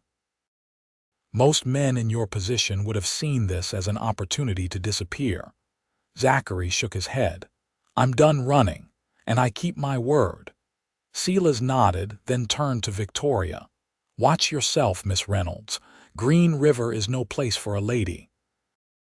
"I stopped being a lady when I left Cottonwood Springs," Victoria replied with a wry smile, echoing her earlier words to Zachary. With final arrangements made, the two groups separated, the Mercers heading west along the ravine bottom, where the terrain was manageable for the travois, while Victoria and her companions tackled the climb up the ravine's far side. By nightfall, they had made camp atop the plateau, all three weary from the day's exertions but determined to press on at first light. Their party might be smaller, but their resolve had only strengthened. As Victoria prepared a simple meal over their small fire, she found herself reflecting on how swiftly her life had changed. A week ago, she had been serving drinks to miners and cowboys, living the predictable existence she'd known since childhood. Now she was camped under the stars with a fugitive and a federal judge, pursuing a dangerous criminal across wild country. Strangely, she felt more alive than she had in years. "You're smiling," Zachary observed, settling beside her near the fire. "Unusual given the circumstances." Victoria hadn't realized her thoughts had shown on her face. "Just thinking about the unexpected paths life takes us down." "Regretting this one?" he asked, his tone carefully neutral. Victoria considered the question honestly. "No," she said finally. "I don't believe I am." Something in Zachary's expression shifted, a softening around his eyes, a slight relaxation of the vigilant set of his shoulders. "You're a remarkable woman, Victoria Reynolds." Before she could respond, Parker joined them, spreading a map on the ground between them. "We need to adjust our route without the Mercers," he said. "I suggest we cut through Thunder Basin. It's more direct, though less traveled." They discussed the options while eating their simple meal, eventually agreeing on Parker's suggested route. If they pushed hard, they could reach Green River in 3 days, hopefully in time to intercept Blackburn before he concluded his business and disappeared. As night deepened around their small camp, Parker volunteered for the first watch, leaving Victoria and Zachary to arrange their bedrolls near the fire's warmth. "You think we'll find him?" Victoria asked quietly as they prepared for sleep. "Blackburn," Zachary stared into the flames. "We have to. It's the only way to end this." "And after," Victoria ventured, recalling their earlier conversation. "Have you thought about what comes next?" Zachary was silent for a long moment. "I have, actually," he said finally, his voice low. "For the first time in years, I'm thinking beyond the next day or week." He looked at her then, his eyes reflecting the firelight. "Curious timing, isn't it?" Victoria felt something flutter in her chest at his gaze. "Perhaps it's not timing at all," she suggested. "Perhaps it's company." The ghost of a smile touched his lips. "Perhaps." They fell silent, the unspoken weight of possibility hanging between them. Victoria closed her eyes, acutely aware of his presence just a few feet away, and wondered what it might be like to travel beside him, not out of necessity but choice. Sleep claimed her eventually, but not before she heard Zachary whisper, so softly she might have imagined it. "Thank you for not letting me leave that morning." The journey through Thunder Basin proved as challenging as Parker had warned. The landscape was harsh, rocky outcroppings, sparse vegetation, and limited water sources. They rationed their supplies carefully, knowing they had little margin for error without the additional resources the Mercer brothers had carried. By the second day, Victoria was feeling the effects of hard travel muscles aching, lips chapped from sun and wind, fatigue settling deep in her bones. Yet she rode without complaint, determined not to be the weak link in their small company. Zachary rode close beside her, his watchful presence a comfort she hadn't expected to rely on. She noticed how he positioned himself between her and potential danger, how his eyes constantly scanned the horizon for threats. The protective instinct might have irritated her once, but now she recognized it as caring rather than doubt in her abilities. Parker pushed them hard, clearly anxious to reach Green River. His knowledge of the territory remained impressive, but Victoria had begun to notice other things about the judge, his occasional distracted expression, when he thought no one was watching. The way he sometimes studied Zachary with an intensity that seemed beyond professional interest. "There's something he's not telling us," she murmured to Zachary during a brief rest stop, echoing his earlier suspicion. Zachary nodded slightly. "Been thinking the same, but we need him at least until Green River. And then we see what cards he's really holding." Zachary checked his borrowed revolver, a serviceable weapon, but lacking the craftsmanship of his Colt left with Silas Mercer. Be ready for anything. They made camp that night in a sheltered hollow, their fire kept small to avoid detection. They were entering more populated country now, increasing the risk of encountering others who might recognize Zachary from wanted posters. Over their meager supper, Parker finally revealed more of his plan. Blackburn will be meeting his contacts at a place called Donovan's Warehouse on the outskirts of Green River. It's a former freight depot, now used mostly by smugglers and those wishing to conduct business away from the town's eyes. "How do you know he'll be there?" Victoria asked. "I have an informant in Green River," Parker explained. "A man who owes me a favor. He sent word through channels I arranged before leaving Deadwood." Zachary frowned. "Seems you've been planning this for some time, Judge, almost as if you anticipated Blackburn's actions." Parker met his gaze steadily. "I've been tracking Thomas Blackburn for longer than you realize, Mr. Armstrong. The Deadwood robbery was simply his latest crime, not his first." "Why?" Victoria pressed. "What's your interest in him specifically?" Parker was silent for a moment, staring into the fire. When he finally spoke, his voice was heavy with an emotion Victoria couldn't immediately identify. "Blackburn murdered my son," he said quietly. 3 years ago in St. Louis, a gambling dispute supposedly. My boy was 19. He looked up, his eyes hard in the firelight. "Blackburn escaped justice on a technicality. I've been following his movements ever since, waiting for an opportunity to bring him to proper justice." Victoria felt a chill despite the fire's warmth. "I'm sorry about your son." "So bringing Blackburn in isn't just about clearing my name," Zachary said, understanding dawning. "It's personal for you." Parker nodded. "Justice can be both personal and legal, Mr. Armstrong, but make no mistake, I intend to see him stand trial, not take revenge outside the law." "And if he resists arrest?" Zachary asked pointedly. "Then we do what is necessary," Parker replied, his tone leaving no doubt as to his meaning. The revelation cast their mission in a new light. Parker's driving determination now made perfect sense, as did his extensive knowledge and preparation. This was more than a judge pursuing justice, this was a father seeking closure. As they settled for the night, Victoria found sleep elusive. Parker's story had reminded her of her own father, not his death, which had been from natural causes, but the values he'd instilled in her. Justice. Integrity. Perseverance.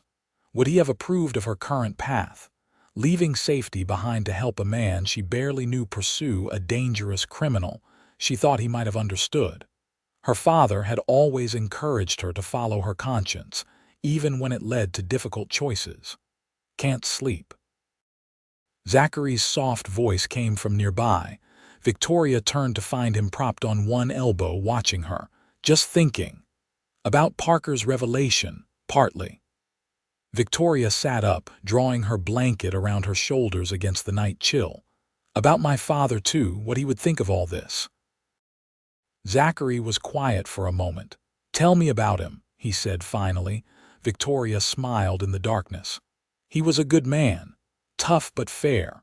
Came west after the war looking for a fresh start like so many others. Built the saloon from nothing.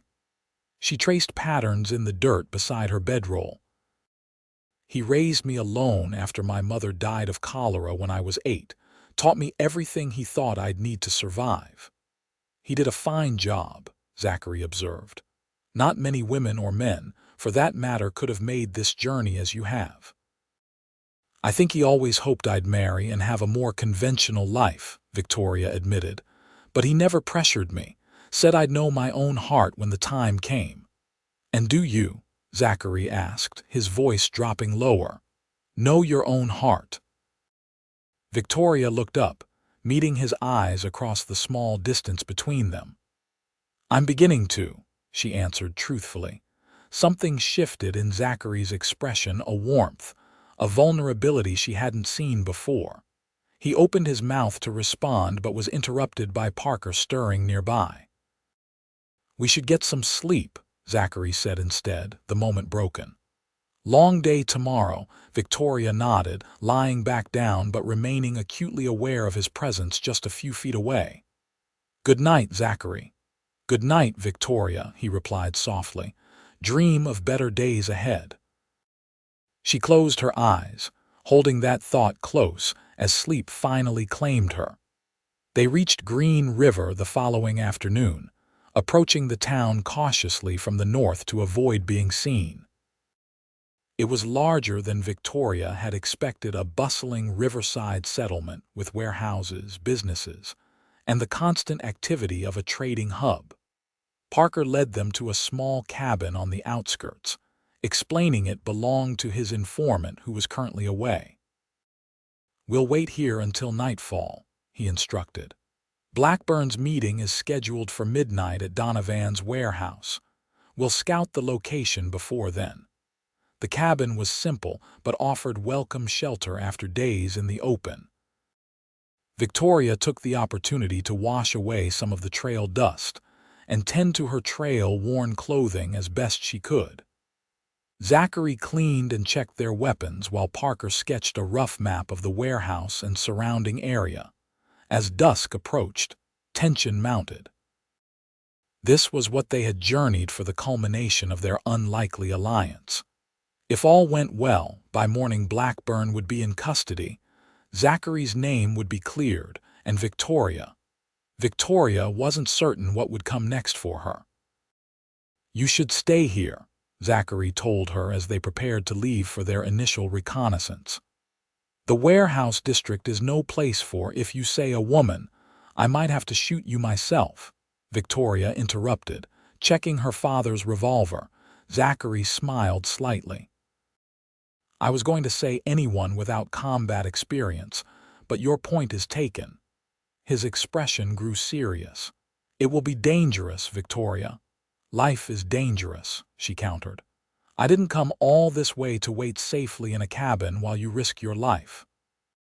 Parker, overhearing their exchange, nodded approvingly. We might need her, Armstrong. An extra pair of eyes could make the difference. Zachary clearly wasn't happy but didn't argue further.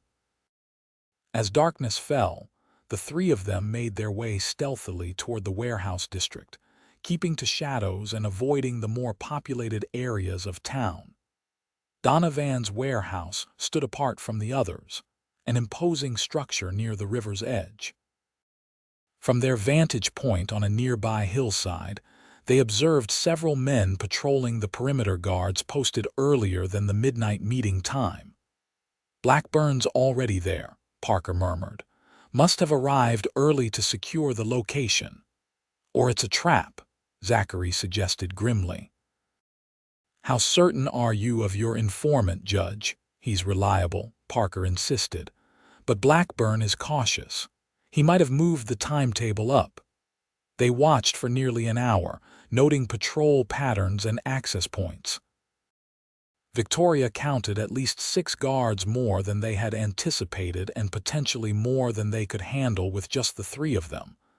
"We need a plan," she whispered. "We're outnumbered."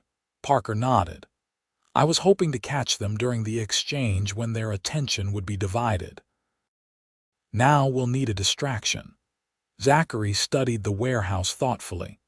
"Those crates along the south wall, they're likely gunpowder or ammunition, given what Blackburn's trading. A small fire there would create considerable confusion. And potentially a massive explosion," Victoria pointed out. "Not if it's controlled," Zachary explained. "Just enough to draw attention away from the main entrance. While they're dealing with that, Parker can enter from the north side. I'll take the front once the guards respond to the fire." "And me?" Victoria asked. Zachary and Parker exchanged glances. "You'll stay here as lookout," Parker decided. "If anything goes wrong, you're our best chance of getting help." Victoria wanted to protest but recognized the logic. Someone needed to remain uncompromised if the plan failed. "Very well. But if you're not back in 30 minutes, I'm coming in after you." The men prepared for their approach, checking weapons one final time.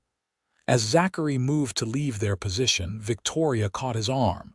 "Be careful," she said simply. Zachary held her gaze for a long moment. "I will." He hesitated, then added, "If this goes badly, it won't," Victoria interrupted firmly. A hint of a smile touched his lips. "Ever the optimist." More seriously, he continued, "If it does, don't try to follow. Get back to the Mercers. They'll see you safely home." "That's not my home anymore," Victoria replied softly. Something unspoken passed between them, a promise, perhaps, or a question yet to be answered. Then Zachary was gone, moving silently through the darkness toward his position. Victoria watched anxiously as both men disappeared from view, each heading to their designated locations. Minutes crawled by, the warehouse remaining deceptively quiet in the moonlight. She kept her focus on the building, counting seconds and trying to guess their progress. The diversion, when it came, was both more subtle and more effective than she had anticipated. Rather than a direct fire, Zachary had apparently created a smoke screen along the south wall. Guards began shouting, rushing toward the disturbance with weapons drawn. In the confusion, Victoria spotted Parker slipping through a side entrance. Moments later, Zachary made his move toward the main doors, taking advantage of the reduced security. Heart pounding, Victoria maintained her vigil, ready to react if things went awry. Everything seemed to be proceeding according to plan until a shout rang out, followed by the sharp crack of gunfire.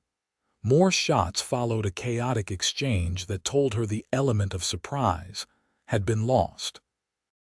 Unable to see clearly what was happening inside the warehouse, Victoria found herself facing the very decision Zachary had warned against: stay put as instructed or go to their aid. Before she could decide, the warehouse door burst open. 2 figures emerged, grappling with each other. Even from a distance, Victoria recognized Zachary locked in struggle with another man. They fought viciously, tumbling to the ground near the entrance. More gunshots echoed from inside the building.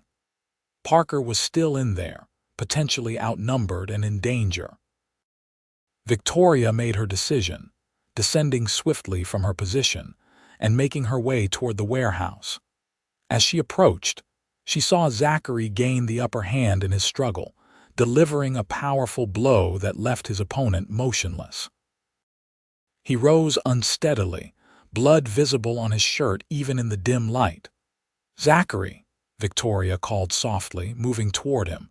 He whirled, gun raised, then lowered it immediately upon recognizing her. "I told you to stay back," he growled, though there was relief in his eyes. "Parker's still inside," Victoria said urgently. "I heard shooting." Zachary nodded grimly. "Blackburn was ready for us, must have been tipped off somehow." He checked his weapon. "Stay behind me." Together they entered the warehouse cautiously. The interior was cavernous and dimly lit, stacks of crates creating a labyrinth of potential hiding places. The smell of gunpowder hung in the air, along with something else, the metallic tang of blood. They found Parker near the center of the space, kneeling beside a fallen man. 3 other bodies lay nearby, guards who had paid the ultimate price for their employment. "Is that?" Victoria began. "Blackburn," Parker confirmed, looking up at their approach. "He's alive but wounded." The man on the floor bore little resemblance to the villain Victoria had imagined. Middle-aged, unremarkable in appearance, Thomas Blackburn might have passed for a banker or shop owner rather than a murderer and thief. Only his eyes, glittering with malice even in his wounded state, betrayed his true nature. "Armstrong," Blackburn wheezed, blood bubbling at his lips. "Should have known you'd be too stubborn to run far enough." "It's over, Thomas," Zachary said flatly. "You're going to stand trial for what you did in Deadwood, and for the judge's son." Blackburn's eyes flickered to Parker. "Ah, the grieving father finally caught up with me." He coughed, grimacing in pain. "Doesn't matter now. You're too late." "Too late for what?" Parker demanded. A wet chuckle escaped Blackburn. "The shipment. Already gone. My associates left, an hour ago, heading for Mexico with enough rifles to start a small war." He looked at Zachary with malicious satisfaction. "And you're still going to hang, Armstrong. I made sure of that." Victoria saw Zachary tense. "What are you talking about?" "Insurance," Blackburn replied. "Left evidence, making you the mastermind. Testimonies, forged letters. By now it's reached the territorial governor." His breathing grew more labored. "Even if I don't live, you'll never clear your name." Parker stood abruptly. "We need to get him to a doctor, then to proper authorities. He has to make a full confession." "He's not going to live that long," Zachary observed grimly, noting the spreading stain on Blackburn's shirt. "Lung shot." Victoria knelt beside the wounded man. "Mr. Blackburn, you've done terrible things, but you can still do one right thing before you die. Tell the truth. Clear Zachary's name." Blackburn's eyes fixed on her with surprising clarity. "And why would I do that?" "Because even the worst of men might want to leave this world with one decent act," Victoria said quietly. "One thing that isn't stained with blood and betrayal." Something shifted in Blackburn's expression, perhaps surprise at her words or recognition of his own mortality. For a moment he simply stared at her. Then, remarkably, he nodded. "Paper," he rasped. "Need paper." Parker quickly produced a small notebook and pencil from his coat. With trembling hands, Blackburn scrawled a brief confession, admitting to the Deadwood robbery and explicitly stating that Zachary Armstrong had no involvement. He signed it with effort, then collapsed back, his breathing increasingly labored. "Won't make it to trial," he whispered. "Judge, you got your justice. Your boy can rest now." Parker's face was a mask of complex emotions as he took the confession. "Justice would have been you standing trial, Blackburn. This is just an ending." Blackburn's lips curved in a ghastly approximation of a smile. "Only ending. We all get eventually." His eyes found Zachary. "You were a fool, always too honorable." His gaze shifted to Victoria. "Take care of him. He needs it." With those words, Thomas Blackburn drew a final, rattling breath and was still. Silence fell over the warehouse, broken only by the distant sounds of the town and river beyond. Parker carefully folded the confession and secured it in his coat. "It's done," he said simply. "Your name is cleared, Armstrong." Zachary nodded, though his expression remained troubled. "And Blackburn's associates, the weapons. That's a problem for another day," Parker decided. "For now, we need to inform the local authorities about what happened here. I have enough authority to manage the immediate situation, but there will be questions." They spent the next several hours dealing with the aftermath. Parker's status as a federal judge proved invaluable, allowing him to take charge of the scene and control the narrative. By dawn, the bodies had been removed, statements taken, and arrangements made for their own departure once they had rested.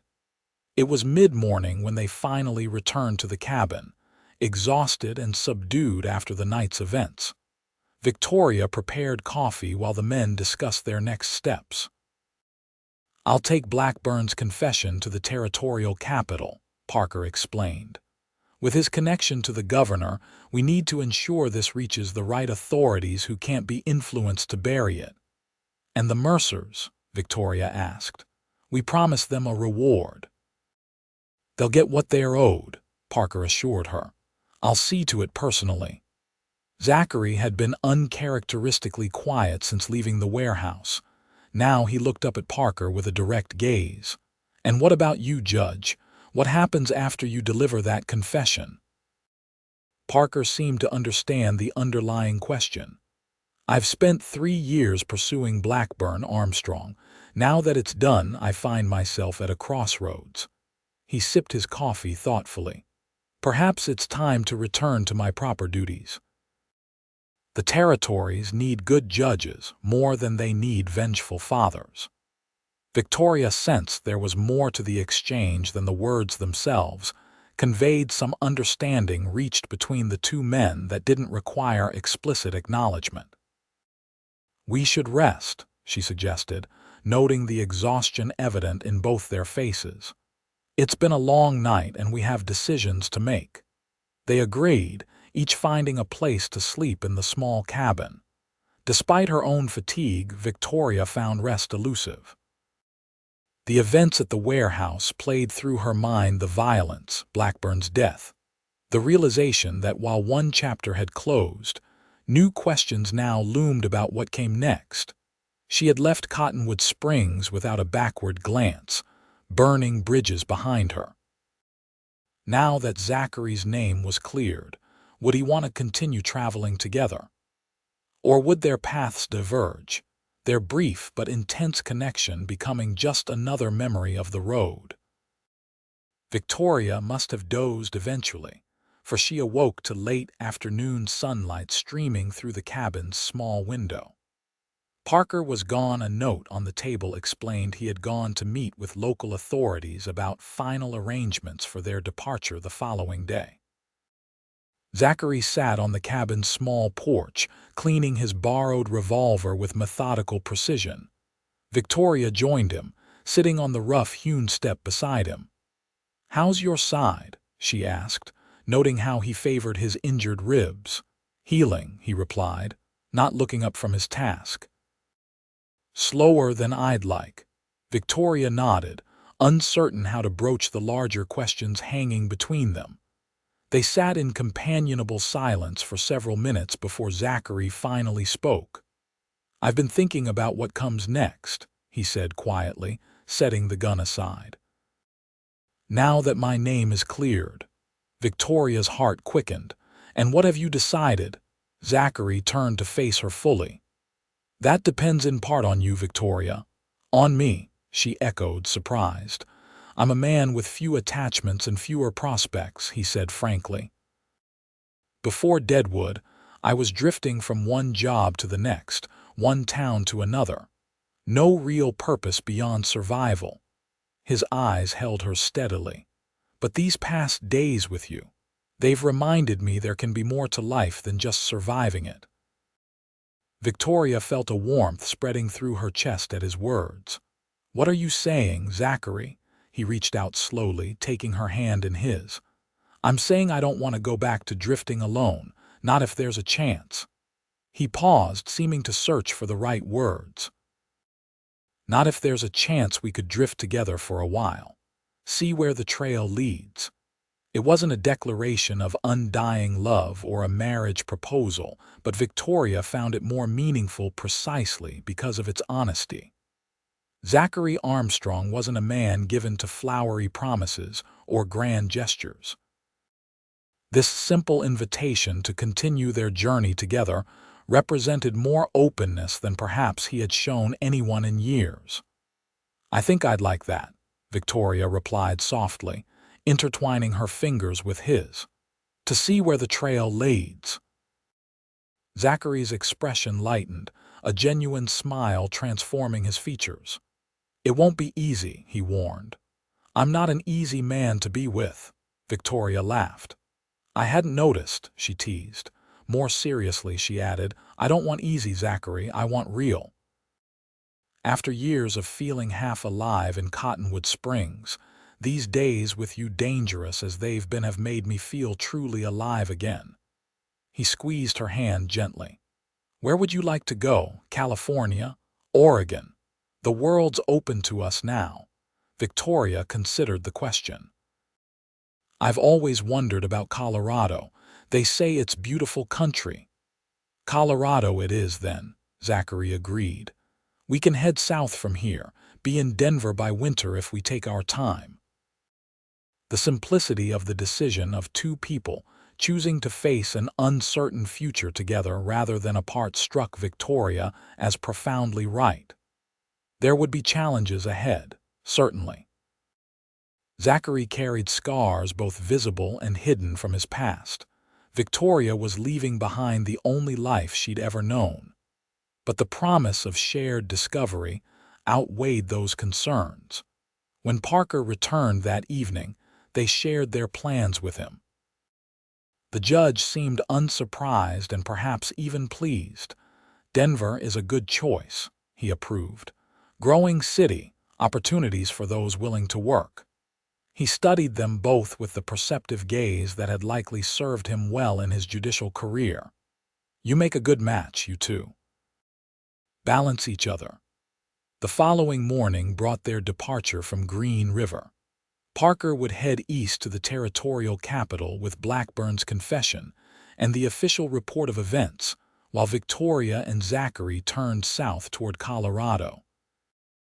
Their first stop would be the trading post where the Mercer brothers had taken their injured sibling. Zachary was determined to retrieve his prized Colt revolver and ensure the bounty hunters received their promised payment. As they prepared to part ways at the crossroads outside town, Parker pulled Zachary aside for a private word. Victoria couldn't hear what was said, but when Zachary rejoined her, he carried a small leather pouch that clinked with the unmistakable sound of coins. "A token of appreciation from the judge," he explained. "Seed money for our fresh start."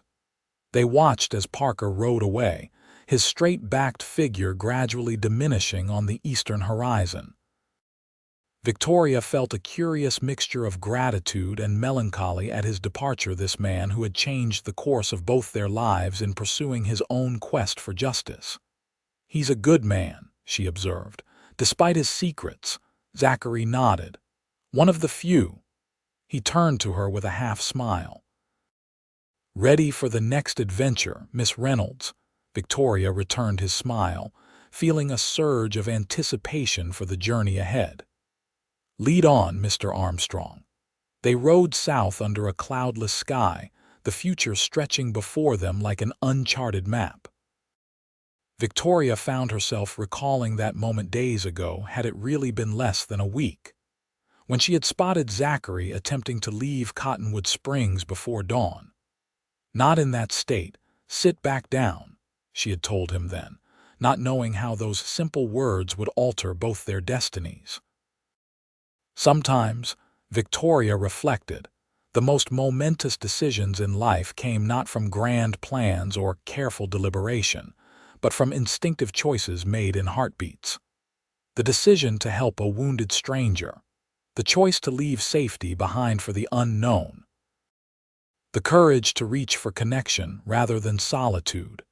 As if reading her thoughts, Zachary reached across the space between their horses, his hand finding hers briefly. No words were necessary, just the warmth of human contact and the promise of companionship on the long trail ahead. They rode on toward Colorado and whatever awaited them there. Two souls who had found each other against all odds in the vast, untamed heart of the American West. 4 months later, Denver was preparing for winter when Victoria stood at the window of their small but comfortable home on the city's growing eastern edge. Snow dusted the distant mountains, and the afternoon light cast long shadows across their modest yard where Zachary was splitting wood for the coming cold months. She watched him work, appreciating the fluid strength of his movements. The months in Denver had been good to both of them. Zachary had found work with a freight company, his experience with horses and knowledge of the territories making him a valuable employee.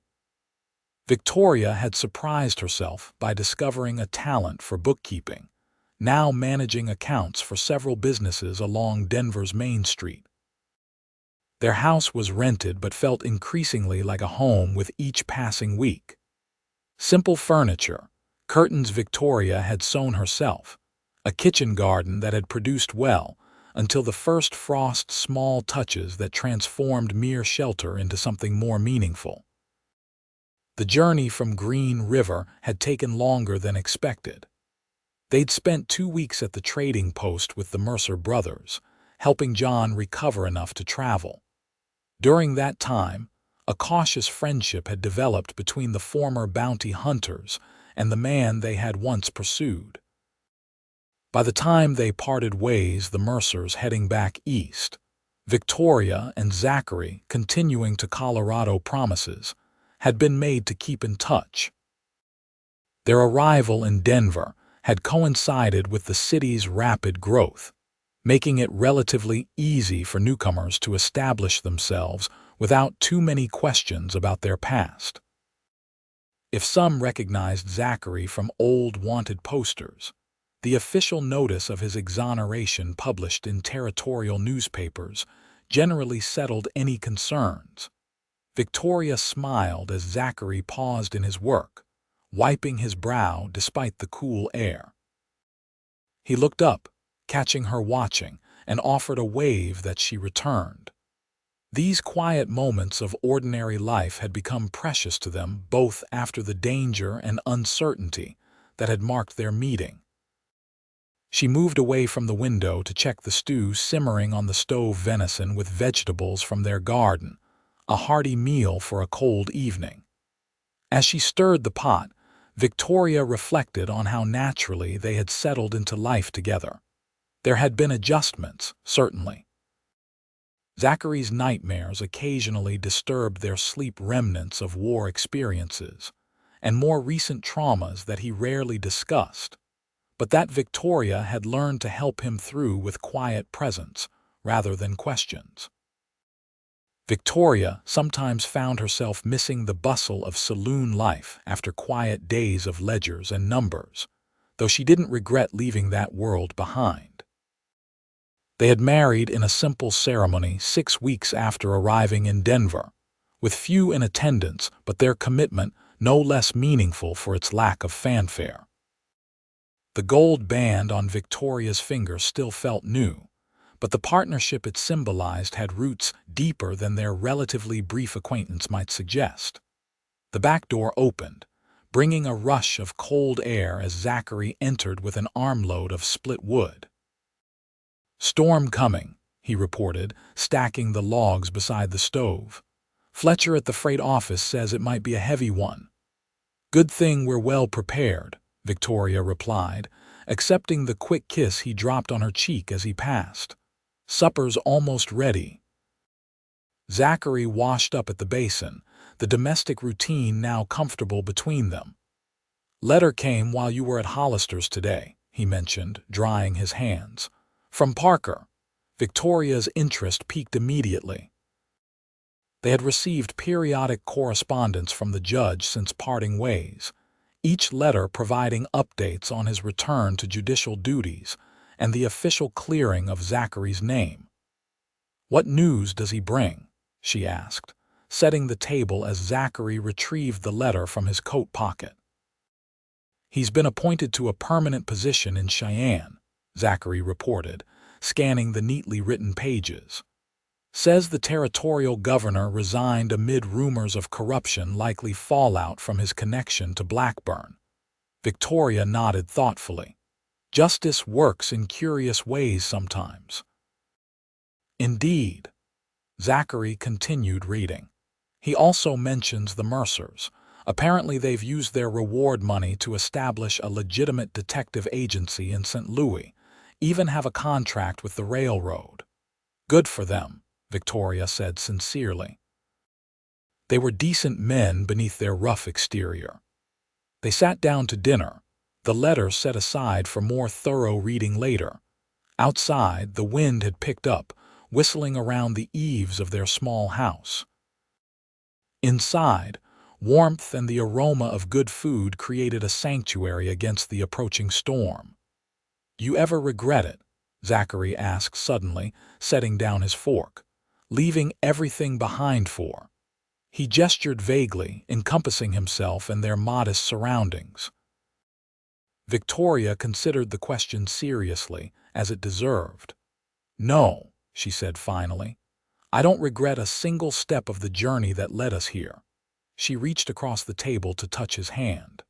"The saloon was my father's dream, not mine. I was just maintaining it out of duty and habit." "And what is your dream?" Zachary asked, turning his hand to clasp hers. Victoria smiled. "I'm living part of it already. A life of my own choosing, work that challenges me, a partner I respect," and she paused, feeling a flutter of nervous anticipation at what she was about to share. "And perhaps soon a family to cherish." Zachary's eyes widened slightly as her meaning registered.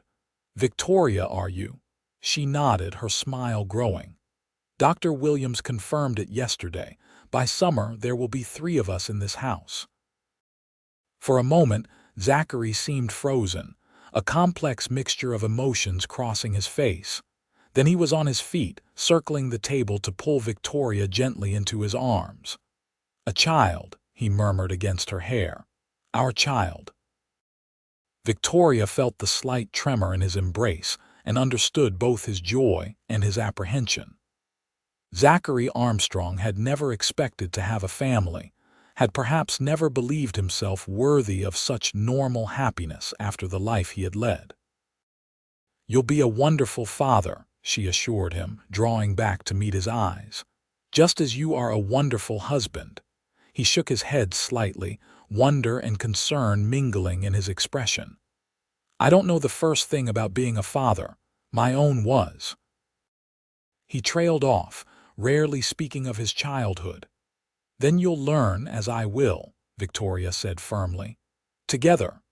Zachary's smile slowly returned, more certain now.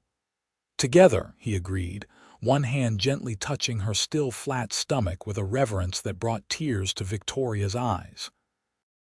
Later, as snow began to fall outside their windows and the fire burned low in the stove, they sat together reading Parker's letter in its entirety.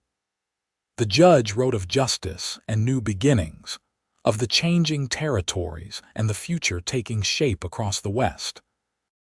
His words seemed particularly poignant now, with their own new beginning growing within Victoria.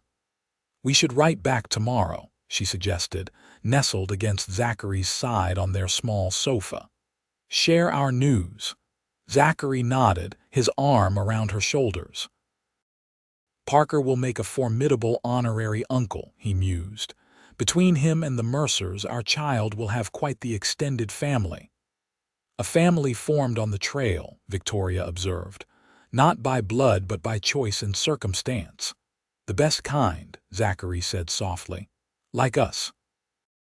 Victoria thought of that fateful morning in Cottonwood Springs, the wounded cowboy trying to leave before dawn, her impulsive decision to stop him. How different both their lives would have been if she had simply let him ride away. "I'm glad you listened to me that morning," she murmured sleepily. "When I told you to sit back down." Zachary chuckled, the sound rumbling pleasantly against her ear. "Best order I ever followed, madam."